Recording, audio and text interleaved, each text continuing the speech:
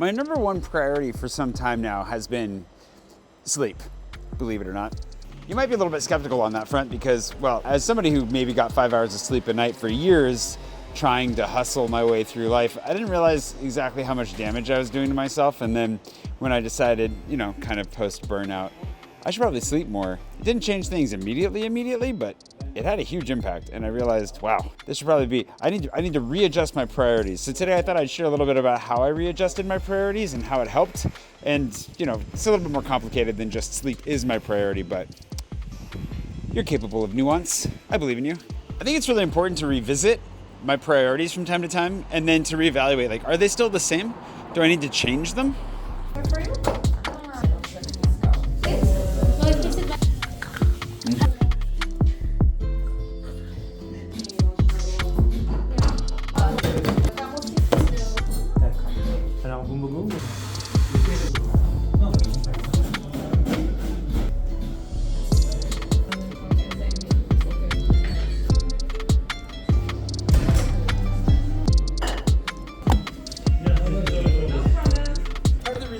That I'm thinking about this today is because I've been out late a couple times this week, which has been really fun. I've had a great time.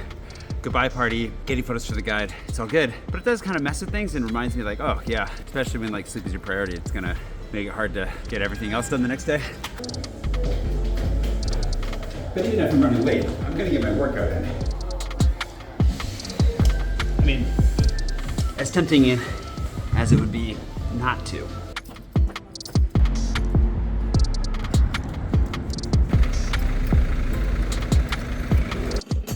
I wrote all this down in a notebook somewhere, but I don't know where, which is okay because it's good to stop and like come back around and reevaluate this stuff from time to time. I have a really simple way of looking at this that I found really helpful when I was coming out of burnout in particular, when I was trying to. It was a long road, but you gotta put in some effort at some point. One of the things that's really easy to fall into is the idea that we can have multiple priorities, and in reality, that's just not having any priorities. This is really tricky because obviously you break these down in different ways throughout your life, and I'm about to break it down in a way that kind of seems to break this rule, but I'm gonna try to explain it as I go, and again, keep it really simple. I think the foundation of everything ultimately is your health and doing the best you can with what you've got on that front, and thankfully, I'm pretty healthy. For today's purposes, I'm just gonna summarize that as sleep, exercise, and nutrition. There's obviously a lot more that goes into health. We only have so much time. The next pillar, work. You can see where this is headed, I think. The things that are most important for my work are probably vlogging, working on my guide, and admin, which covers a lot of different stuff. And there's a lot more that goes into this. It's just like the health side. There's a ton that we could talk about in here, but I think those are the three things that kind of come to mind the most regularly. And to clarify, the way that I'm thinking about this too isn't really big picture. It's what do I focus on and do today? And then relationships. I feel like this is a pretty solid triangle of without health, you won't get any work done and your relationships will suffer. But without relationships, work doesn't really mean anything. And without work, you probably aren't going to maintain anything. So these are all interrelated and I think really important. And under relationships, I put friends, dating, and family. And this is oversimplified, also a favorite YouTube channel of mine that has nothing to do with this. And the danger here is that this could just continue to get more and more full. I think in one of these journals, I actually did end up writing like everything that I could do. Like, look at this list.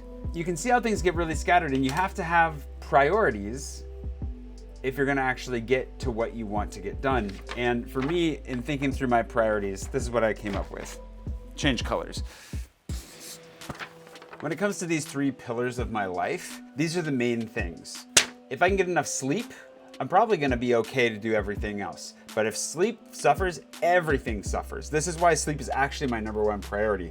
I try to make sure that I get enough. And for me, enough is at least 7 hours, 7.5 hours is ideal. Of course, there are days where I definitely work towards getting 8 or 9 hours. If I need it, I will let myself have it. What's good though about looking at the vlogging side and the friends side, I think vlogging is the most important thing I can be doing for work right now. And my friends are the most important relational element that I have. I need to continue to invest in them. They're here for me every day. Sleep is gonna end up interfering with all of these things if it goes bad. However, obviously, if I wanna go out for an evening to invest in my friends for one night, then yeah, I can maybe sacrifice a little bit of sleep, but I'm probably going to just kind of push later into the morning. morning like I did today. Similarly, I can work on my guide or I can work on admin, but if I'm not getting my vlog done, if I'm not making videos, then everything else is going to slow down or stall. Like YouTube has become the core of my entire existence, at least from a work perspective. So if I'm not getting that done, I'm neglecting everything else. This is the one thing that's going to move the needle the most on any given day if I put all the effort that I have into it, where obviously I can fall behind on getting my guide updated, which I do need to get caught up on,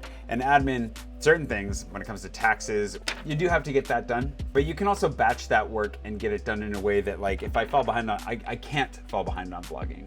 Like, I literally cannot. It's that important. And same with friends. Like, I would rather spend time with my friends than going on a date. I'm happy to go on a date. I'm happy to meet people and go out. But I'm in a place now where, like, if it's a choice between the two, I'm gonna probably want to spend time with my friends. But also, they make everything better. They make my vlogs better.